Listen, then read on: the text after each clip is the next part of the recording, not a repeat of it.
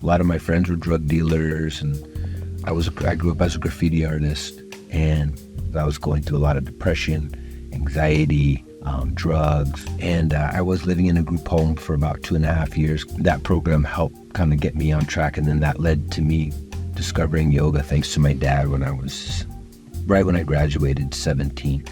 Before we jump into this episode, I'd love to invite you to join this candid spiritual community to hear more conversations that will help you become happier, healthier, and more healed.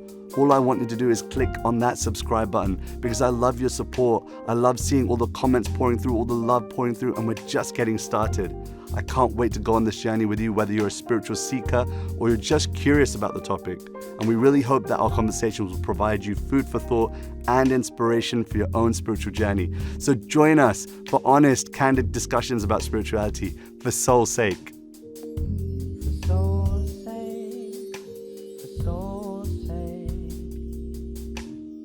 MC Yogi, thank you, dear brother. Jai Shri Krishna. Jai Shri Krishna. Wow, nice way to open. I asked MC Yogi what we're going to talk about, like in this episode, and he goes, "Let's just talk about Krishna." And I noticed you're wearing a mala of sorts. Is it Tulsi? Yes, Tulasi. Tulasi. And you've been through quite the journey. Just before we pressed record, he was telling us about a life where his mother was born and brought up in Portugal, and let's just pick up where we left off before we press record. Well, we came to Europe, and thank you so much for allowing us to join you and be with you. And It's my honor. thank you for keeping me company and hanging out with me. And we came to Europe to celebrate. My wife Amanda and I are celebrating 20 years, our anniversary. Whoop, whoop. And it's both of our birthdays. We're both Virgos, so August is like our supercharged power month. So we wanted to be in a beautiful place, so we came to London. We had a beautiful program at Love Supreme Projects with our good friend, DJ Scott Nice. We got to run into another good friend, East Forest, who I produced a record with called Ritual Mystical. He was performing here. And actually, something really interesting when we went to go see him perform was just last night. There was a shield in the theater, and it had a Latin motto. And I don't know if I can remember it correctly, but it's something to the effect of Dios de omnia. Okay. And I asked what it meant, and it means God through everything. So just hearing that was enough to make me stop and consider that everything is the beloved in disguise, shining through all eyes. The word persona is a Latin root. Persona means your personality. It's the mask so that the sound can come through the holes. So our personality is like the costume we wear so that we can sing our song, the universe can sing through us to itself. So all of this, the world is a stage. So we came to London, we wanted to perform. It's our first time here. Thank you for having us. We're on our route to Germany. We're doing a festival next, and called the Experience Festival. Then we're heading to France, and then finally we'll end up in Portugal, and it's a pilgrimage to the island in the Azores where my mom was born. And like you mentioned earlier, my mom's family grew up very poor. No electricity, no TV, no radio, no shoes. As my godfather says, we were people of the dirt, and they basically lived off the land and lived very simply, and then immigrated to America in the late 60s so that my Uncle Manuel didn't have to go to war in Africa. And That was the reason why they moved. that was part of the reason, and it was to start a new life because there wasn't a lot of upward mobility or opportunity, and America became, that shining city where they could go and create a new life. And there was opportunity, and they knew no one. They were poor.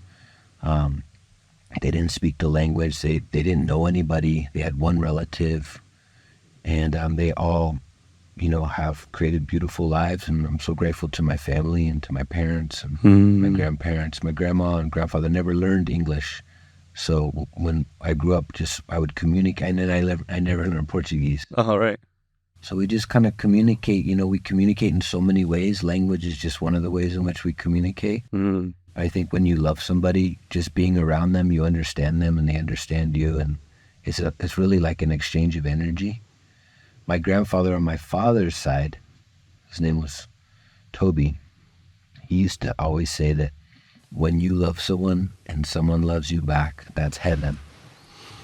So when we're in the field together with people that we love and admire, it's like we're in a realm of heaven. Mm-hmm. And so I'm very grateful that I got to spend time with my grandparents, because they really taught me so much and showed me so many things, most of which was not about what they said, which is how they were. Just being around them. Wow.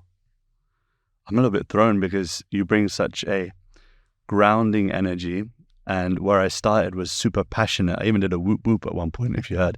But I'm feeling already this just transformation of where this conversation is navigating is towards something deeper, something more meaningful than what I expected an MC/yogi to be like. And you're more yogi than, I guess, MC in my expectations of the conversation.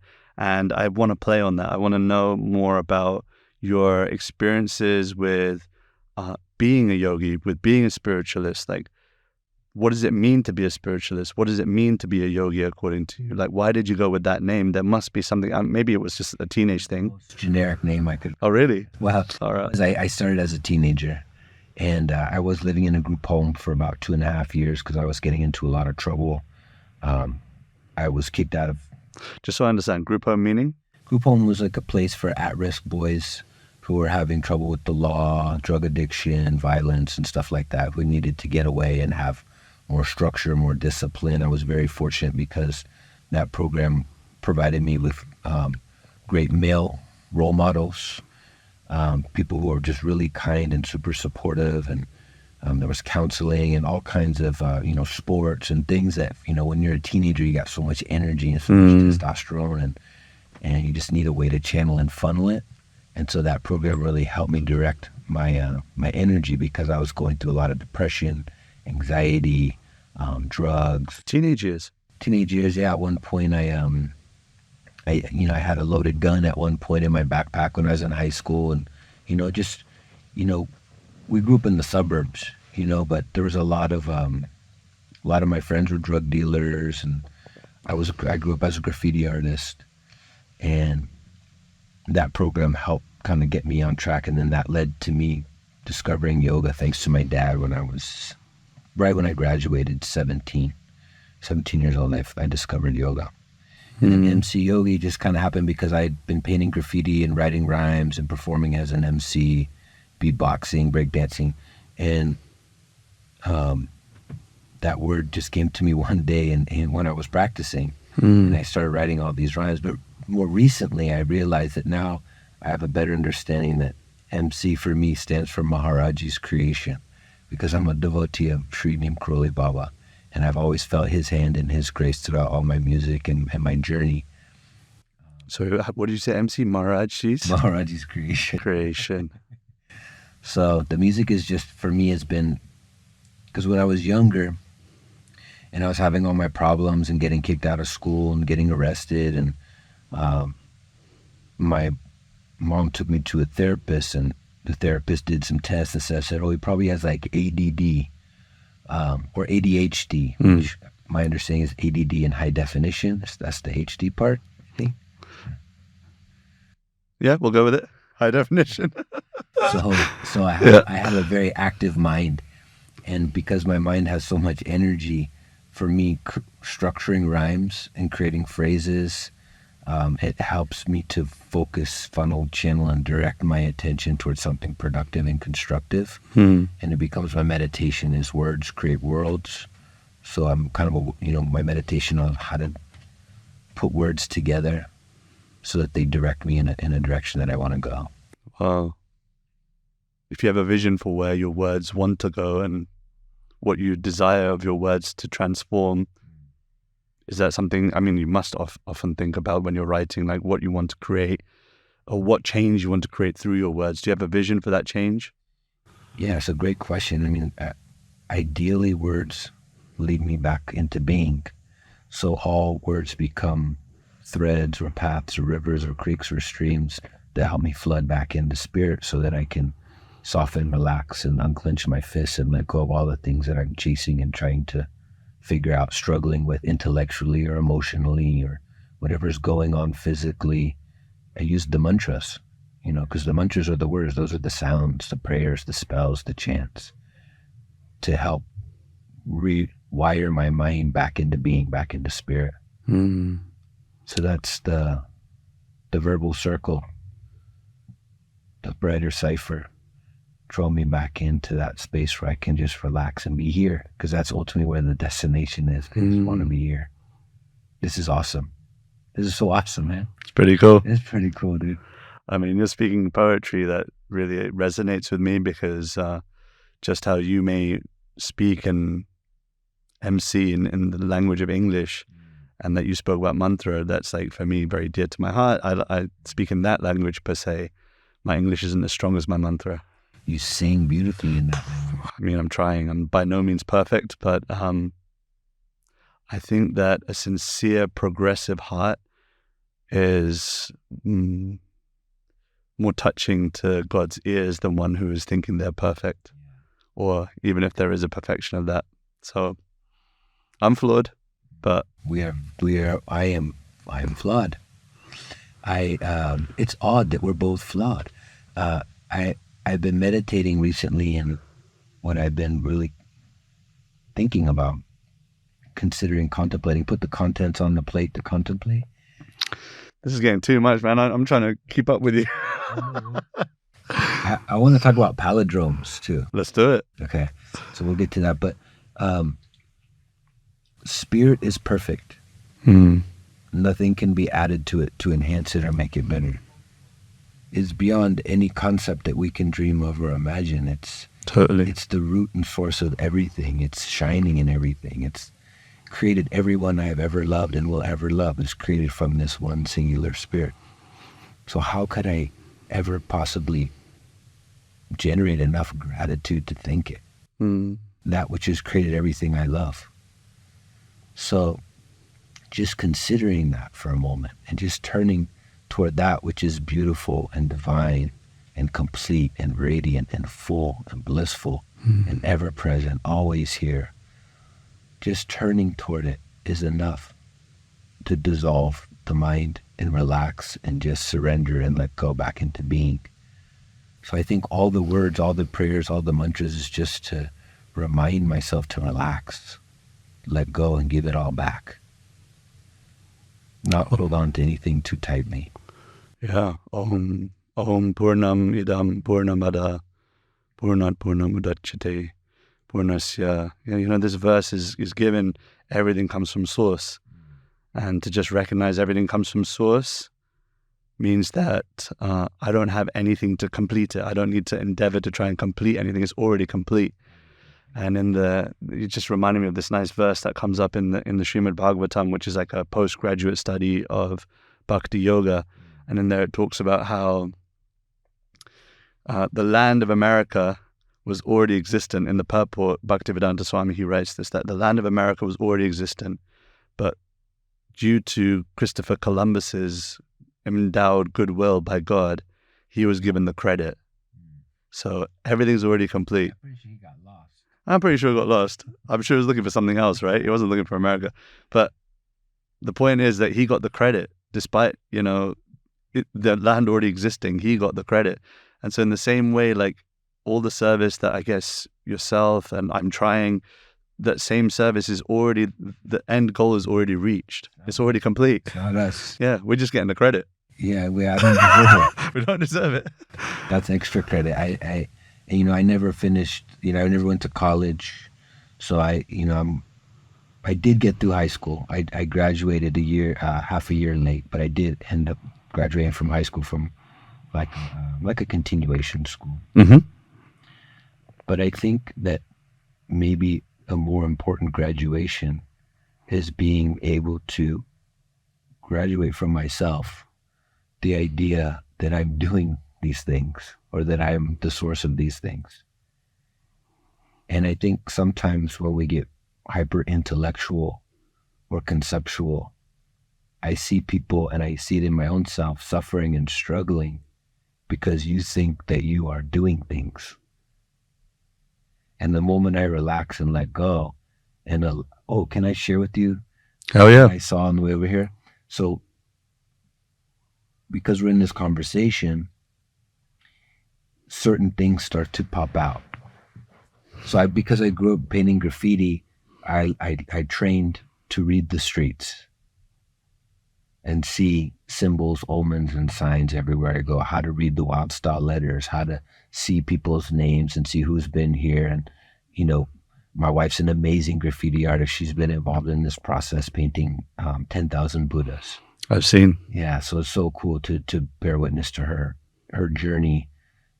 She started the first year. We came back from pilgrimage from India, and she started painting Buddhas after seeing this amazing painting in the Ajanta caves. Should we bring Amanda on? Yeah, Amanda's here. No, you got to jump in on this episode. Why don't we bring up a chair? Give us 1 minute. Thank you for inviting me to join you. It felt only right. Like you're sitting here and you've got a wonderful smile and presence. Why not have you both on? Oh, well, thank you. I appreciate that. Yeah. Hi, everyone. Isn't that so powerful? You say someone's name and then you're instantly with them. Well, I was really enjoying listening as well, but happy to be here to contribute in any way I can. I like that you said that when we say someone's name, they appear. And it could be through consciousness. Like just me thinking about, okay, I'm going to say Krishna. The name Krishna, and I think of Krishna and his beautiful lotus-like eyes. And what's that verse? How does it go? Kandarpakotikamani abhishesha shobham. That he has millions of cupids that surround him, and that he's got this... Anyway, Veinam Kwanantam Aravinda Talayatakshi. He's holding the flute, Aravinda. He's got these lotus-like eyes and is in a three-bended form. And just like that, by just saying the name, all these things come. And yeah, nice that we called Amanda's name. And ta-da! I've been summoned. You've been summoned. So Amanda's, where were we? She's been painting 10,000 Buddhas. We came back from India and she got inspired. And she started painting. It was cool because I got to watch it unfold. She started painting 100 Buddhas, which took what? Like almost a year, almost 9 months. One by one. Yeah. One by one, very slowly. What happened is we visited these caves. We saw so much incredible art. And then I got home and I just had a longing to be with those paintings again. But it was so far away.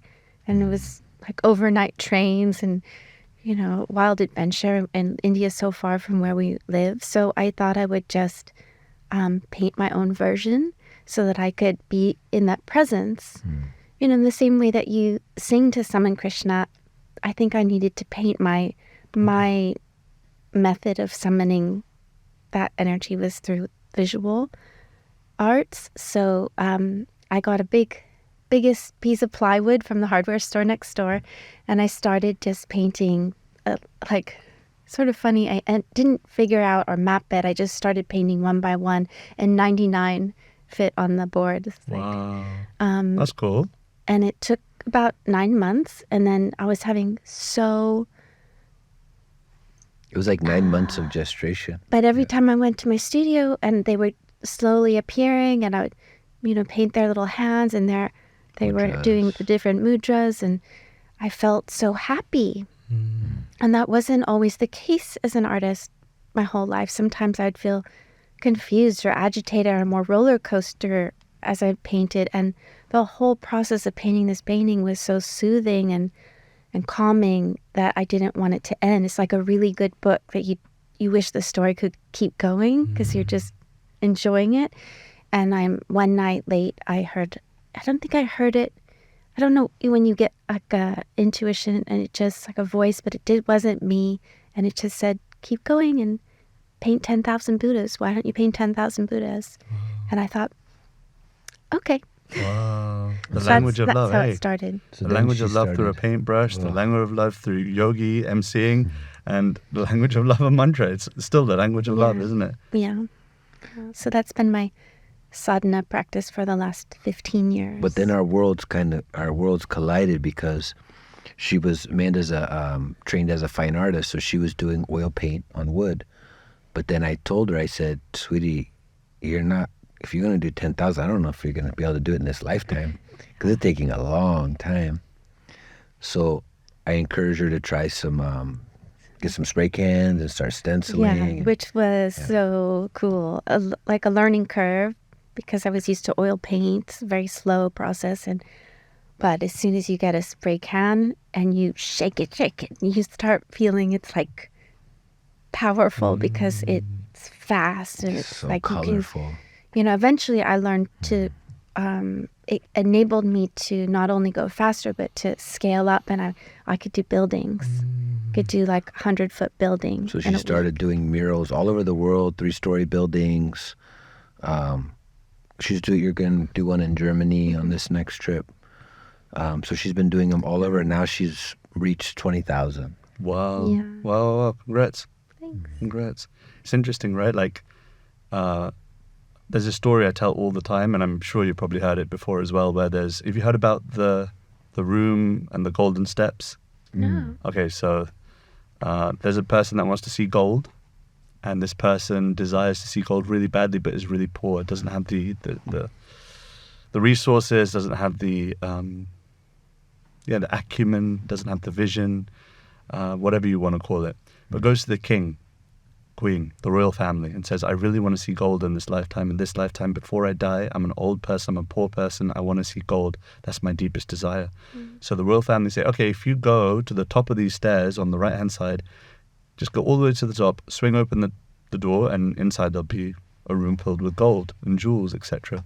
So this elderly person climbs up the stairs, gets halfway, feels like giving up, feels like this is too much of an endeavor, gets to the top, swings the door open, lo and behold, a room filled with gold as far as the eye can see, jewels in every corner, golden, shimmering, amazing articles.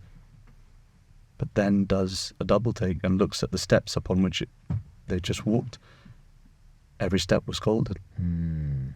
And so in the same way, like while you were speaking and you spoke about every step, every painting of the Buddha, every mantra, every lyric, every line, every sutra, whatever it is, whatever your language for love is, the completion isn't necessarily the goal. It was, Right. I don't think it ever was. I don't even think, like I said, I described it, I don't even think it was my idea.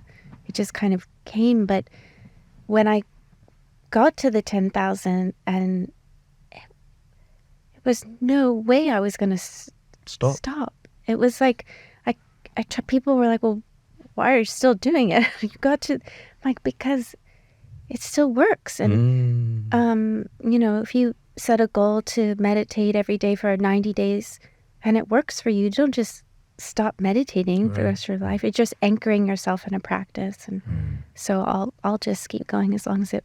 And she started doing gold. She started gilding with 14 karat gold. Yeah, 22 karat. 22 karat. I want to take one of these Buddhas home. Can I get one? Actually, your friend Jane Fox was a gilder, and she taught. Yeah, my friend here in London taught me how to gild. And I love doing that. We took a major detour. We were talking about something you saw in London. Well, this is. Yeah, what there are did no you detours. see? What did you see? So I saw this. So growing up painting graffiti, Right. I learned how to read the streets and always look for things that sort of pop out, tuning into what the universe is saying. And as I was driving over here, I saw this billboard. Can we get a zoom in shot of this? And it just said, plug in, relax, we'll do the rest. I don't know what it's advertising for, but I instantly relaxed when I saw it. And I thought, oh, this is going to be a great podcast. So sometimes I'll be driving and I'll see a sign that says like soft shoulder. And I just let my shoulders relax. Or if I'm on the freeway and it says prepare to merge, and then I'll start thinking about Krishna. So I'm just looking for signs or just being open to signs. And I think that's developing the eye of an artist, because I realize that we see the world through a film that covers our mind. And that film is Maya. But if you say the word Maya backwards, what does it spell? I am. I am. So the Maya can be a reflection to bounce back in. So one of the beautiful things about walking through the streets of India is seeing all the incredible images of Ganesh, Krishna, and Hanuman, and Shiva, Durga Ma, like so many beautiful icons that are chock full and overflowing, streaming with information. They're maps of consciousness. All the weaponry, all the imagery is filled with so much meaning and potency. And so understanding that language, you can look at it and receive such a powerful transmission of Shakti. And then when you become really acclimated to that, you become calibrated and used to seeing that, you start to see it not just in the images of the gods, but in all kinds of symbols and signs. A tree, a cloud, looking into your eyes like a smile. You start to see the beloved everywhere because you're training yourself to relax and notice what the universe is showing you. And the universe is showing us so much beauty all the time. We just need to open the aperture to let more light in.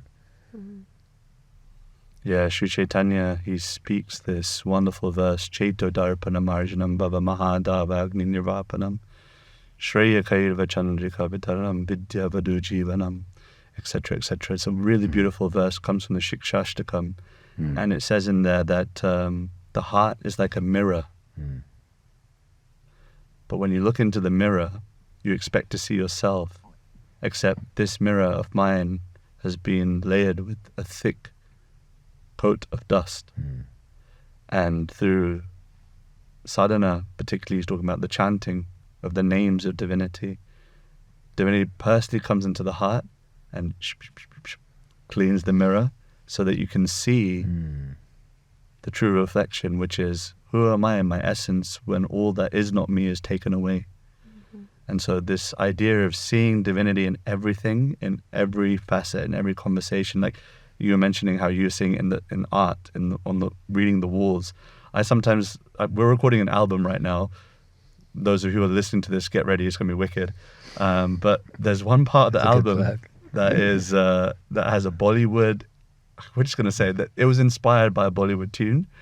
And yeah, I mean, the way I sometimes listen to music is I'll listen to a melody or something, I'll just pause it and just go, ooh, that could go with a nice Sitaram, or that could go with a nice Shiva Shambho or Om Namah Shivaya, and I hear that. Like, I don't hear the lyrics at all. Yeah, I'm the same way. Yeah, I just like pause it, I'm like, oh, that's a sick melody that we could use for a chant, you know? When we first started dating, and this is back in 2020. Right 2020? This is back in 2000. 2000, oh my God, 2020. 2000. We met and fell in love In in the millennium, in the year 2000. Do you know how old I was in the 22 year years ago. 2000? Oh my God, like a year old or something. 9 years Embarrassing. old. Oh my God. The grey beard has the You deceiving. survived Y2K. That's I know. But it was so cool. That was one of the first things I noticed about hanging out with you is whenever we're listening to music, if he liked the song, he would just start making up his own lyrics to the song. And we met in our yoga teacher training. So we were studying yoga. So often the lyrics were about yoga. So he would take any pop song or any hip hop song or anything, you know. Give us an example. Like You've got to soft give us rock something. song. Give us something, an example. Anything comes back from the year 2000? wow. So much starts flooding back from the year 2000. I just remember how baggy my jeans were. So I just want to slide back just a little bit further. Let's do it. Okay. Because you spoke about the dust on the heart. Yeah. And what I'm starting to get a sense for is, do you know what parallax is? So parallax like in like something for your in film guts.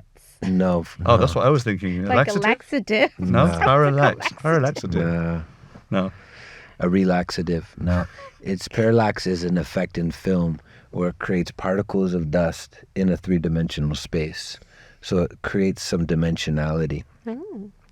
And I want my heart to be clean always, but I know that sometimes my heart is dusty. And what I'm starting to appreciate is like a nice vintage filter on Instagram. I'm starting to appreciate just a little bit of dust. So I'm starting to see that even in the grit of life, even in the dirt, even in the dust, there's so much beauty in that. And for so long I was living like a monk, just like trying to scrub and clean and be pure. And I realized that, I'm kind of, it's like disinfecting everything, and you start to lose some of those important germs that you need. And They keep us humble. Yeah, and they keep us human. And realizing that actually I really, really, really am grateful and deeply appreciate this human life, which is so impermanent and so fleeting and so fast, that I really want to even appreciate The dust. my problems. Yeah, that's beautiful. It's nice when it's clean and shiny and Yeah. radiant, and then being okay, just recognizing like, oh, but today's a little dusty, And maybe that comes from the a little aesthetic, down, or I the can't aesthetic quite see. of graffiti art I too. love that. You know, just seeing the beauty and the decay, and seeing the texture Yeah. and the dimensionality. When I was started to paint more and more, this thing started to happen where I would put a film over like the final layer, and I would sort of wipe out some of them, so it looked like they were like a fog. So some were very clear and some were fading away, and some were coming forward and some were, and I felt, I don't know, it just made me think of that visually, describing that feeling of being very clear in the presence and then losing it. Like you're there, you're right with it. It's like, and then, oh, And how I'm not sweet quite the there losing it anymore. is too. How sweet the loss is. How just bittersweet and how terribly beautiful it is. to Life is lose. beautiful because Yeah. it's temporary now, in Yeah. that sense, material journey. And in fact, now that you talk about it, the teachers I have in my life that I deeply value aren't always perfect. No. I kind of like that, the raw edge. And I think that that's part of my nature too. I don't think I ever want to be the polished article, like prim and proper. I want to say things that are... Although your haircut's looking pretty clean, bro. I'm hiding all the bad parts now. But yeah, I like that. See, I think that progress is success too. You know, I think too many people think the stereotype of someone that is spiritual means that they are constantly having transcendental realizations all the time, constantly feeling bliss and joy and ecstasy. But I think that there is a celebration in progress as well. Yeah. There's this acknowledgement that I'm not a finished article, don't think I ever will be, but you know what? God, I love you anyway, and I'm pretty sure you love me too. You know? And I think that there's this beautiful piece about not trying to love other people for who you want them to be, but who they really are. And in the same way, I think that reflects also in our relationship with divinity, our relationship with God, that love exists despite who I am. Yeah. You know, God loves me for who I am despite him. You know, he doesn't even want anything of me. Just I think that is She- the meaning of grace. Even though we're so imperfect and so flawed, that there's still this beautiful. this is a flippin' epic combo. I'm just gonna say it here. My God, I was not This is expecting this. This is daily living. This Wow. is Can I live with you guys for a little while? at our Where do- household. Just give us your address. Yeah. Well, see, Amanda was talking about the fog, and where we live in California, and we live north of San Francisco, and it's a very foggy area. So we always get a thick layer of fog. And one of the beautiful things about the fog is that when it comes rolling in, it just covers everything. And it brings this moisture and it kind of cools everything off. The earth loves it. But then when it burns off and dissolves, it's like the best feeling on earth. When the rays of the sun just burn through it and everything opens up and you can see the blue again. And Maybe you can't fully appreciate a pure, perfect moment unless you yeah. have the imperfect ones, like the light and the dark. What do they say? There's an old saying that people who are religious are afraid of hell, and people who are spiritual are the ones who've already been there. Oh, that's good. And you can tell when people have seasoned and ripened and gone through hell, that there's a real humility and a gentleness and a kindness and an authenticity. And, you know, just a lot of the people that I've spent time with, just people that, friends of mine that I don't know how they survived. I don't know how they got through what they got through. And they came out the other end with such a just a polished diamond heart from having gone through those trials. So even when we go through this pain and the suffering, Maharaji said those are the times that bring us closest to God. Diamonds are made of pressure, aren't Yeah. they? Coal that's pressurized. So I'm just learning to just let go of my conceptual mind as much as possible. I only try to engage it when I'm working on my little rhyme projects and my little songs and my little poems and prayers. But in general, just trying to just drench it and soak it in spirit. Just keep it close, in close proximity to what's shining in the center, so that when I come out and use it again, hopefully it's useful. And hopefully it can create something beautiful and as an offering. But learning to appreciate all the shades across the gradient, like all the phases, all the, every square inch, you know? It's not God, why is this happening to me? It's God, what is this trying to teach me? Yeah. And I love that you use that analogy of the absorption and the soaking of the consciousness. It's like people often ask me, like, okay, I came for a kirtan session, I came for a mantra session, I came for a asana session, I came for a meditation session, whatever the sadhana is, whatever the practice is. And the first tip, it's like, imagine you have a cloth and you pour water on the cloth. Then the first hit of the water, you get that pearl off effect, right? The water just kind of immediately comes off. But you keep dousing, and then eventually the water starts to absorb the quality. It starts to become soaked, it becomes wet. The nature of the cloth becomes the same as the water from which was poured on it. And in the same way, keep dousing, and then see as the consciousness becomes absorbed, becomes almost in quality the same. You know, and in that way, I think that even then there's still the distinction. There's still cloth, you know, and the water, but the quality is the same.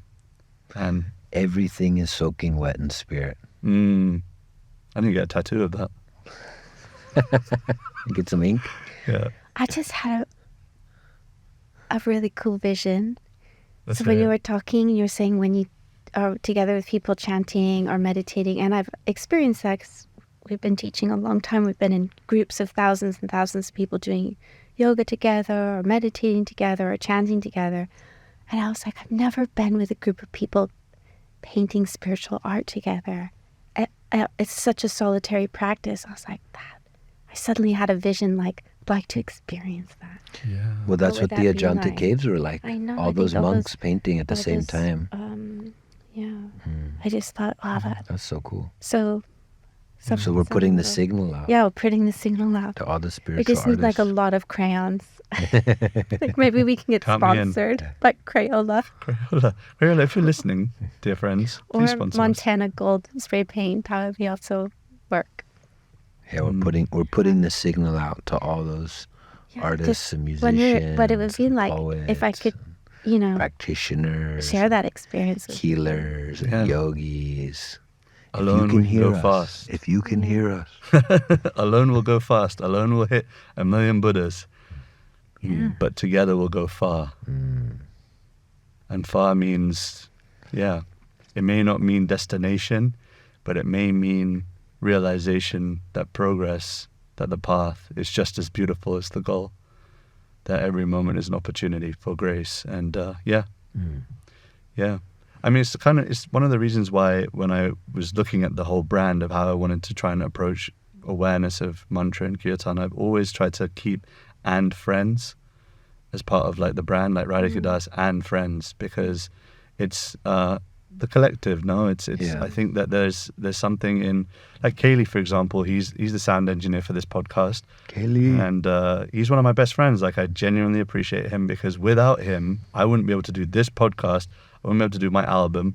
Half of my kirtan would suck because he wouldn't be having the harmonies in there. And so, and the same with Keval behind the camera, you know, like Keval, shout out to Keval. Thank you so much for always being here and always doing the camera work. And this is it. You know, community is that's how everything's possible. And only the fool thinks that they're doing it by themselves. Yeah. Isn't it? Yeah. But you both have had a time when you practiced, probably you sang more with Solitude. solitude, which is also beautiful. I think there's a time for both. My spiritual teacher actually advocates it. He tells me all the time that I should spend 1 month in the year. Or how did he say it to me? He said, for every hour that you spend in front of the microphone, spend 2 hours behind it. My grandfather used to tell me I Like- should. Away from it. Oh, Okay. away So I'm like, wait, okay, Yeah. I get My it. grandpa I had, get it. it's a little bit of a different perspective, but he used to say, you should be on TV. Uh-huh. And I said, really? And he said, yeah, go up there and fix the antenna. I said, thanks, Grandpa. Yeah. Elders will do that. Yeah, they're the best. You know, I'll tell you, it's completely, well, it is in one sense related. When I last saw my spiritual teacher, he told me, he said, Radhika, look, the rose. He said, the rose will always give fragrance even when it doesn't get likes on Instagram. You know, he said, even now as I pass it, it will give fragrance. And even when I'm long gone away from the rose, it will continue to give fragrance. And so we have to somehow think, what does it mean to be a spiritualist? Doesn't mean only when the cameras are showing, only when a microphone's in front, but who am I when no one else is watching? That is the character of a person. No, Maybe everyone is a spiritualist. Who knows? Maybe they are. Maharaj used to talk about see without distinction, without differentiation. So that's interesting to me. You know, there's an old saying that a rose is still a rose even if you don't call it a rose. Right. So we put so many, namarupa, we put so much names and labels onto everything, including ourselves, so many categories. And they can be of service. They can help for organization. But that could be a layer of mind that can obstruct a more clear perception of. Yeah. I'm not into organized religion, you know? Yeah, I'm pretty disorganized. Disorganized is the way. Disorganized religion. Well, decentralization, right? Because anytime you have a concentrated sort of power center, it does create lots of problems unless you have the right amount of checks and balances. But ultimately, the center of the universe is everywhere, in everything, every particle, every molecule, every pixel. Every pixel, I like that. So in everything is in everything. But I think there's a natural affinity. Like I love Amanda. We have a chemistry. We have a history. We have a relationship. 20 years. 20 years? 20 years of marriage. 20 years married and 23 together. Wow. And we had our yoga studio for 22 years. So we 22 started our years. studio together before we got married. Still there? Yes, yeah, we still have it. going I strong. want to come. Point Yeah. Range Where is it? Yoga. Beautiful. Where is it? Point Reyes Point Yoga. Reyes. It's on Point Reyes. Highway 1. In a barn. Yeah. It's really- California? Yeah, Northern California, right on the coast. Yeah. We have a beautiful lighthouse. Yeah, come on, we'll host It's you, a man. really sweet. No, I just want to come and see the Come space. stay at our house. No, I just want to come see the space. It's I'm expecting a beautiful. Buddha or two. Oh, there's many. There's lots. Many. They let me paint all over the barn. She actually has the first 99 there, and then she has the Yeah. piece that had the That first 10,000. painting is installed in our studio, the very first one. And then the one where it That got to was the paint 10,000 is in you- there. Wow. Yeah, the hand-done one. I want to see a In the picture. space. Have you got a picture on your phone or something? Yeah, my phone's turned off because it didn't want to disturb the podcast. But maybe if you send it to me, we'll put it Yeah. up here. Oh, okay. cool. So I gotta give a shout out to my buddy DJ Drez. DJ Drez. So Drez has a great saying. Drez is awesome. So you turned off your phone. He always says, "Don't spend too much time on your phone, or you might become phony." I love that. So we're so lucky, man. We've got so many, like, just, this relationship, and the beloved in everything. And there are certain relationships that it's like, I don't know if it's karma or destiny or certain things, or they're the gravity of the planets, how it works out, how we connect, the how same we time. meet, all of the above. And this is like the beautiful dance that we're all in, man. Like all these incredible beings. Yeah, I mean, that's what this and all thing that you just spoke about, that kind of really piques my interest, because I remember when I was first kind of searching for a spiritual path, what really piqued my interest about Bhakti Yoga, Kirtan, etc., was that God wasn't this or this. It wasn't a man or a woman. It wasn't, a person or an energy, one or the other. It was and. You know, so like divinity is described in the Bhakti scriptures as being threefold: Brahman, Paramatma, Bhagavan. That all three, that God is an energy, all pervading in at every pixel. Paramatma, nearer than near in the heart. Yes, right here, right here. Nearer than near, as Sam Garrett would say. Closer than the breath. Closer than the breath, yeah. And then also a person. All three. Your mom, your dad, Yeah. your grandma, your grandpa, your brother, your sister. Yeah. How does that go? Tvameva mata chapita tvameva. Tvameva bandhu. Bandhucha Yeah. saka tumeva. Yeah. So that's what that was the gravity similar that really pulled me to India. Wow. Was that all-encompassing, pervasive bhakti, that devotion that is just streams through everything. Everything is porous. Everything is open and receptive. There's nothing so dense that it can't receive grace or spirit. It's all-inclusive. And I love that old saying in India that the winds of grace are always blowing, but it's up to us to raise the sail. So that little bit of self-effort, just to remember to open up and relax, really unfold, expand from the inside.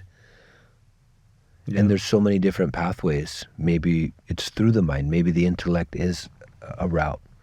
You know, sometimes I find that my intellect becomes a way to go back in. Emotional, devotional, through bhakti, relationships, karma yoga. Like there's something really for whatever stage of life you're For in. sure. It's so beautiful and so amazing that it meets you wherever you are. All the way from hedonism to selflessness and everything in between, you know? Yeah. I love that you said that still an effort has to be made, and that analogy always rings in my mind whenever I hear about effort and surrender. The analogy of an archer. You know, when an archer is trying to hit the target, there are three things that the archer does. First is takes aim. So you have to set the goal. You know, like people say, where do you start with spirituality? First, build a desire to be spiritual, to remove material. Have a desire, have an aim, have a goal of some sort. Then make an endeavor, pull the string back. You know, like, okay, I'm trying some sadhana, I'm trying to practice. And then right at the end, what do? We let go. Let go. Because, Beautiful. we've taken aim. Yes, we've made an endeavor, but it never depended on us in the first place. Yeah. And always aim a little higher. Can I ask you a question? Yeah. Since you're obviously Oh, I know nothing. very well versed. So I pulled a book off the shelf that we got at that ashram in New Mexico in Taos. Maharaji's ashram. Yeah, and we had it for a long time, and it's a version of the Ramayana. Mm-hmm.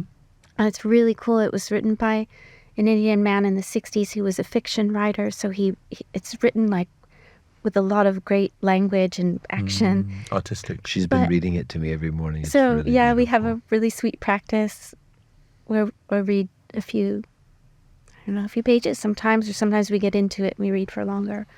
But I have a question about when he goes to he's Exiled? no, it's when he picks up the bow. It's when he's Well, when he's he's gonna, going to before he try marries to Sita. yeah before he marries Sita, and there's that challenge of who can string the Shiva's bow, bow. Yeah. and then he strings the bow and it breaks. Yeah. What does that mean? Why does it break? Like, because you're talking about the That's full of effort, and then meaning. it's a bit of a mystery to me. Yeah. What comes to mind, and this may not be the perfect answer, but what comes to mind is, can God create a rock so heavy that he cannot lift it? Mm. And the answer that I've been told is, yes, he can. And then he goes and lifts it. And I think that sometimes our box or our constraint of what our concept of divinity and God is, You just crushed it, bro. That's like my mind was like, yeah. Well, it's because I think sometimes we anthropomorphize or we box God into this concept. And I love this saying that goes that if you feel like you have understood and logically quantified divinity or God or whoever that is for you, what the name is different, various multivarious names, but if you box that into a particular understanding, then actually you don't know. It's actually only a finite understanding. There's that funny saying that if you want to make God laugh, Tell me your plans. Tell him your plans, Yeah. right? Because like, I'm going to understand you in this lifetime, my Lord. In this lifetime, I'm going to get to know and understand everything. And I think that pastime shows that, this bow that Lord Shiva had created that no one could lift even. No one could even lift it. Right. And then some came even close and, tried, lift it. Like, here's Lord Ram. Boop, Boop. boop. Broke it. Maharaji used to say, Maybe it's because it served its purpose. Yeah. Maharaji used to Reason say, it don't existed try to was for figure that it out. moment, and so it doesn't need to. Don't try to figure out, just see God in everything. Yeah. Don't try to figure it out. Just shows the potency, like Yeah. the force, the strength. So many beautiful meanings can come from it, really. Yeah, it is beautiful to Those little moments in the meditate on. mythologies, that make you question or you don't quite understand are kind of The cool to see. amazing quality of how love can help break all boundaries, all bows. When you really love, no mountain is high enough, no distance is long enough. That person is always close to the heart. When you try to love God and try to serve others, the divinity within others, try to serve in such a way that you're trying to love God. There's that saying, right? That don't try to... I need to get this right. Don't try to see God. Act in such a way that God wants to see you. And so in the same way, is it possible to see God? Maybe not. But if we act in such a way, the impossible becomes possible. The impossible. Some will say, have you seen God? Well, if I tell you I've seen God, will you believe me? Well, when Arjuna sees it, it's way too much. Yeah. The infinite Krishna. It's overwhelming. But isn't that like the whole concept of darshan, to see and be seen? Yeah. To see and be seen. Yeah. People think actually when they go before the altar that I'm going to see God. I'm going to see divinity in the form of the Murti. Actually, it's being seen. Yeah, it's being seen. It's a two-way Yeah, it's exchange. like, you can even check your consciousness. Why have you come? Because I want Santa Claus. I want this, and this for Christmas. Krishna, give me a flat screen TV, 1 million gigabyte MP3, a house by the sea. Om Jai Jagadish Hare. That's most people. 1 million? Wouldn't you switch to terabytes at that point? Well, yeah. What is a million gigabyte? Is that terabyte? No. Not yet. What's bigger More. than a terabyte? If you know, drop it in the comments. Yeah, we are put it in very the comment. interested. Oh, so I mentioned I was going to share some palindromes. Yeah, palindromes. Let's talk about that. What's So that? I've been Tell getting us what is a into... palindrome? Well, palindrome is a word that is the same forward to back. Okay. So for instance, mom is a palindrome. Oh. And that's palindromic. I was going to show you my tattoo, but that's an ambigram. I have an ambigram as well. Wait, what is it? You're not going to be able to Yeah, tell. it's I'll okay. show you later. Okay. You ain't going to get it. Suresh? That's my father's name. Wow. And the it's other way is my beautiful. mother's name. Wow, that is so cool, man. Oh. Bhavana. Bhavana. Wow, that's really nice. Yeah. Man. Wow. So not an ambigram, a palindrome. So Mom. palindrome is... Mom. Well, mom, isn't that the number one word throughout every culture? Ma. Ma. So mom is a palindrome. Dad is a palindrome. These are a few that I wrote down. Level. Mm-hmm. I thought it was pretty cool. Deed. Mm. Sagas. Like a great epic. We ate lunch from a place called Sagar today. Yeah, A sagas. tenet. Tenet, yeah. Madam is a palindrome. Same front to back. Rotator. Uh-huh. Is that cool? No devil lived on. The whole scene. Say that again. No devil lived on. I'm going to have to write these down to check if they're actually true. No level lived on is a palindrome. So it's the same forward and backwards. It's like a hologram, a reflection.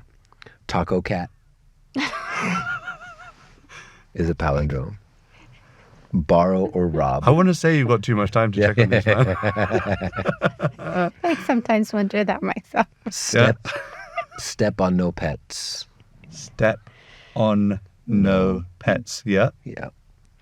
Wow. Wow. So do you know the last apparently what I heard, the last dying words of Steve Jobs. Just as he was leaving his body, the last thing he said was, "Wow, oh wow." So that's where we're all headed. Mm. And that's what's already here if we're able to like slow down, relax. And that's why talking about it is so beautiful, man. Just thinking about it, considering it, contemplating it, wondering about it, questioning it. And nobody really knows. I mean, we all have little glimpses, right? We have profound moments, transcendental moments. And maybe those can all be strung together like a garland. That's our lifetime, is all these beautiful jeweled moments of just being with people we love and singing or having a moment of peace in nature, or listening to a beautiful song, or being with someone who you adore. All these beautiful little moments strung together. But life is so, it's so heavy sometimes, because I think the amount of love that is here is overwhelming. And it's too much of a burden to feel that much love all the time, because I think we'll be crushed by the weight, the gravity of God's grace. So I think we can just get it in little doses, the little micro doses.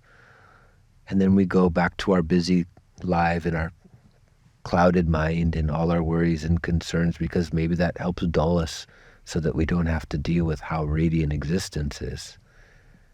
But some people are really interested in experiencing that in a consistent, perpetual way. And I think... But then you think of some of those saints who maybe do, and they're just kind of...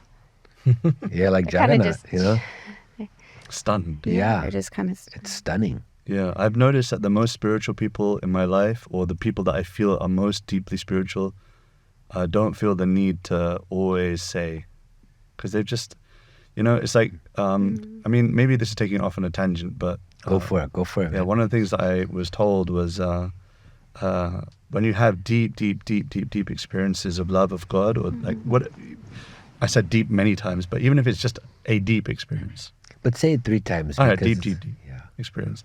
Then to keep the sanctity of that moment, it should remain as private. Like when someone tells you, I want to tell you the most deep, profound, I often tell them, I'm like, you should keep that to yourself. Not everything is for everybody. Yeah, Not everything is for public. Yeah. for public, yeah. Yeah, because it's not about a performance or a show or like anything like. I think it's fun to talk about it because it's life enhancing. It's humbling. It's just nice to be in the company, in the presence of those who are really interested in like swimming in that beautiful energy of bhakti. But it's not for sale. You know why? It's because it was always between you and God anyway. Yeah. It was never between you and them. Is that Mother Teresa, I think, that says that poem, no? And yet at the same time, if you have talents and abilities and skills, if you withhold that too, it becomes a type of suffering as well. Yep. Because God's given you some gifts to share with the world. So I think it's a juxtaposition and a dance of, when certain things should be held close, when certain things should be released and let go of. And everything is a pulse of, it's a wave, right? There's a time for everything under the sun. And I think I've lived long enough now to know that I don't know what I'm doing. Me and you both. Me and you both. So it's just interesting. Are you into resting? Interesting. Yeah. I feel like this is a trick question. Are you into resting? Do I rest? Yeah. Yes. That's so interesting. Did you interview Gauravani? Yeah. Cut. I love Gaura. Yeah. We have a lot of bad puns together. Really, yeah? Yeah, a lot of bad jokes, dad jokes, Yeah, he's got a ton of... he's got them, like, saved on his phone. He's awesome, man. So, like, yeah. I have a great time with them always. Yeah, London is such an amazing... we've been having just such an amazing, wonderful experience here, man. Like, Yeah. I mean, we're so grateful to be here. And, Yeah, there's just a real special energy here, man. I think so. And I thought I was kidding myself. Like when I went abroad, and I've been just recently blessed with the opportunities abroad, and I always just go, I don't know, I think London's got something special. And I think it's because now to be a spiritualist, you can be in suit and tie. You know, you could be living a completely, in one sense, externally non-spiritual life, quote unquote. Stereotypically, you're not wearing yoga pants, you don't wear mala, but deep But within. if you have the chance to wear yoga pants, Yeah, I mean, it's you the know, most comfortable clothing know. in the world. It's the preferred fabric of superheroes. Yeah, Yeah. there must be a reason. They must be yogis. But yeah, I think that's the special quality here. Like, I think there is definitely still the old school spiritualist that believes in completely liberal views and, you know, no rules, etc. But I think that there's a wide variety of people who are living in a corporate life, for example, and still value a connection with divinity, a connection with source, you know, whatever that is. Yeah, it's There very should be labeled no as. lifestyle that's mutually exclusive to think having so. a connection I to think so. spirit. And that's what's special, I think, about this place. Did you grow up in London? I did, yeah. Wow. Born and bred here. Yeah, I mean, my journey towards this is in no way, shape or form conventional. I never think it is. I don't think, whenever you ask someone's journey of how they got interested in living a more spiritual, quote unquote, lifestyle, it's never like an ordinary story. But I think what really has kept me enthused is that I believe we still walk among saints. I think there's a group that believe that saints have come and gone and that it's not possible to be saintly now. But according to the Bhagavad Gita, it talks about the qualities of one who is saintly. And one of those qualities is being able to direct the senses. You know, not just using the senses for hedonism, but like the real test of a yogi per se is what do they use their senses for? And what is real love? And I've experienced that through many mentors, and I guess that's all kind of happened from here. And so, yeah, I think that there's a really cool thing happening in London. I may live to eat my words, and I could be totally wrong. Like in 5 years' time, I'm like, yeah, this place was not that place. But I think there's something growing here, and people are noticing it. That and Berlin. Have you been to Berlin? Yeah, I love Berlin. Something's A while happening back. there. Yeah, that's cool. I think something's happening everywhere. Something's happening everywhere. Yeah. I think life is happening right now everywhere. But there are certain places where it's just super cool. But everywhere is pretty cool, really. Like, I've gone to so many places that you wouldn't think is cool, man. You just meet so many cool people everywhere you go. I really like this idea that we're living among saints. I think that's something good to remember. You never know when you're in the presence of a saint. Yeah. They might not look like what you think. Yeah. Takes one to know one. Maybe not. Maybe not even. But yeah. That's a great saying, though. It takes one to know one. On that note, do you mind if we do a little quick fire round? Yeah, let's do it. It's something I do with guests. And Should I'm I like, get the fire extinguisher? yeah, let's do it. Just keep it on the ready. You know, you never know. One of us internally combusts. Okay. All right. Either of you can answer. All right. But usually one word, one sentence-ish. You're faster with your words. I mean, we call them quick fire, but I often call them medium fire because, like, then Go fast. Let's see how okay. fast you could go. Okay. Okay, ready? Yeah. Hold on to seatbelts. Something that you're curious about right now. Krishna. Damn. What's something you're personally working through at the moment? Krishna. In short, what legacy would you like to leave behind in this world? Krishna. Beauty. Something you used to deeply value, but don't value as much anymore. He was going to say Krishna. My attachment. Your attachment. Your attachment to. I would say my education. Your education. Well played. Well played. Well played. Something that you're not. Used to value, don't value as much anymore. Oh my gosh. Fame. Your attachment to fame. Just the interest in it. Me too. Number 5, last one.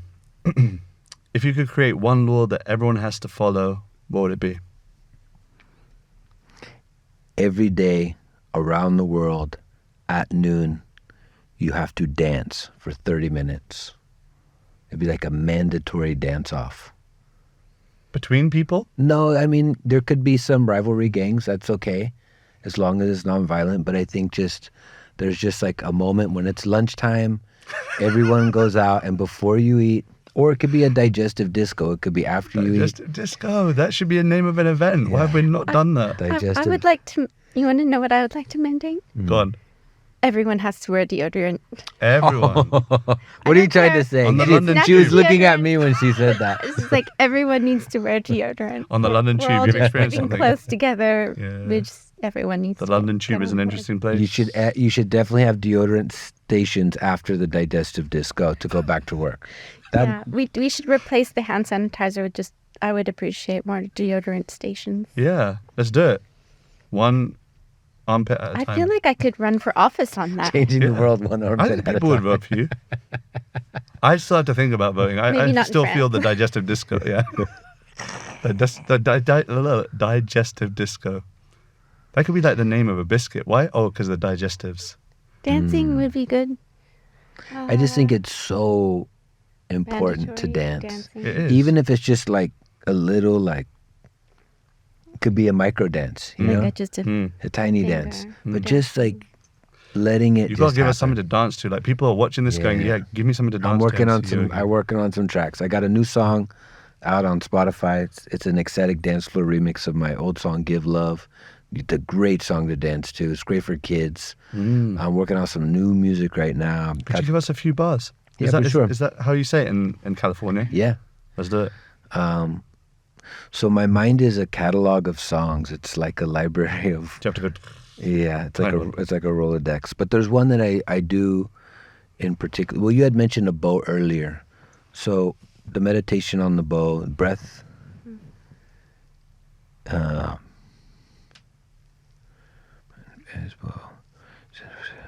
Okay, before I do that one, this is what I chant to myself whenever I'm kind of in the thick of it. Escape the mental net. Can't let myself get caught, tangled, twisted, mind tied up in these knots, trapped in the web, spread across the head, following the thread of the breath instead. Fraught by the desire, caught up in these wires, the more I struggle, the more the ropes grow tighter. Not this, not this, not this, detach. Unstick it from the surface, draw the mind back, backtrack through these sense hallways. Out of the need to slip through the crawl space, into the place where the walls fall away. Everything is made of particles and waves. The light of a million suns shines in us all. Let the mind drop back, collapse and fall into a light so bright the mind just dissolves. Remove my shoes, enter the temple. Road made of diamonds, travel in this winding path that leads back into the timeless. Bliss that exists, feel it shine deep inside us. Snakes uncoiled, royal, they don't strike us. Taking refuge underneath the holy ficus. Lotus throne, known by the pious, pure awareness, abiding in the silence. The only prerequisite to enter it is kindness. To enter the treasure, hidden in the center. Balance both sides, effort and surrender. Steady practice, strike the matchstick, incense lit, time to stretch the fabric. Open every door and drawer of the cabinet, draw the mind back to the central magnet.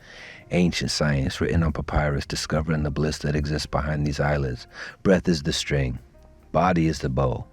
Mind is the arrow pointed back toward the soul. Swallow my pride, and I become whole. All fear will subside when the head bows low. Let go. Become a hero. Choose love. Put a one in front of every zero. Halo glows brighter when the mind is hollow. Clear the path, light a fire. Feel it shine inside my skull. Break through the surface, burn through the shell. Mind is a maze, shine through the veil. Trapped in jail, and I hold the key. I'm the only one who can set myself free. Clear the debris, sweep rocks from the road, let go. Feel the soul start to overflow. Tidal wave full of grace, break through the mind. Crush every thought back into light. Burn through the fog, break through the facade. Dissolving all the walls, just let them all fall. Shake off the chains till they all fall away. Feel the lotus unfold inside the rib cage. Clear all fear, sweep dust from the road. Feel the light shine right inside the temple. Smash all thought and all philosophy. Return to the self, and I set myself free. If you loved this episode, you'll absolutely love my interview with Londrell on finding God in the present, being here, being now. Go check it out. The best advice to be here, be now. It's like it's all here and you can't escape it. Yeah, right. The worst advice is be here, be now. It's all here and you can't escape it. And so you take the good with the bad and just be here. At the end of the day, just be here. It works both ways. Yeah. But it works for the greater good. Beautiful.